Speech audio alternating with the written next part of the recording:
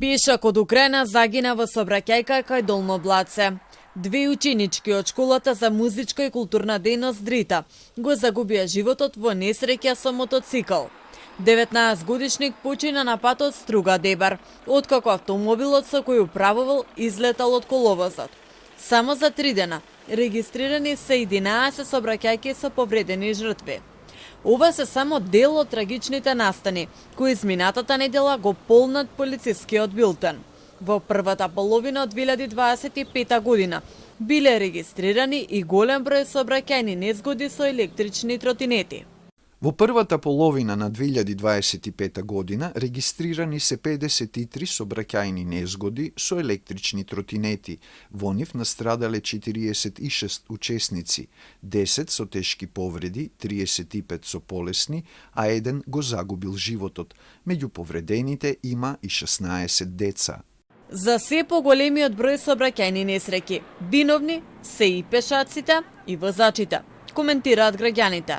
Делат решение е воведување на уште повисоки казни. Најчести причини сообраќајни незгоди е невниманието на луѓето. Значи тука спаѓа алкохол, не почитување на сообраќајни знаци, брзината неприлагодена. Мислам дека би требало казните да бидат поригорозни, да би народот би можел со високи казни да го доведеме горе. Причината за сообраќајни несреќи највеќе е невнимание и на возачи и на пешаци.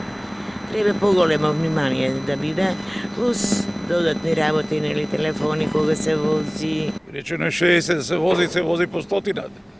Па навече да разборуваме колку овдека, ја близу тука живеам, мотори како фрчат, ме разбирате. Абе, ужас не се не спие дома, ме разбираш. После 11-12 сати. Треба казни кои ќе бидат многу поголеми во споредба со овие што биле.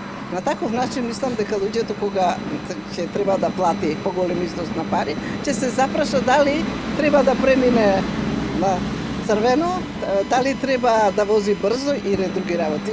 Од Републичкиот совет за безбедност на сообраќајот на патиштата апелираат особено до возачите на електрични тротинети да бидат повнимателни и да ги почитуваат правилата.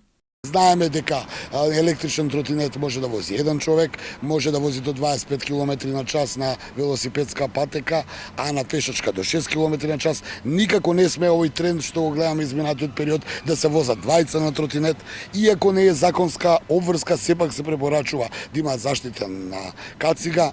Министерството за внатрешни работи и Републичкиот совет за безбедност на сообраќајот на патиштата покренаа кампања за безбедно учество во сообраќајот со електрични тротинети. Сметаат дека со кампањата ќе се намали бројот на повредени.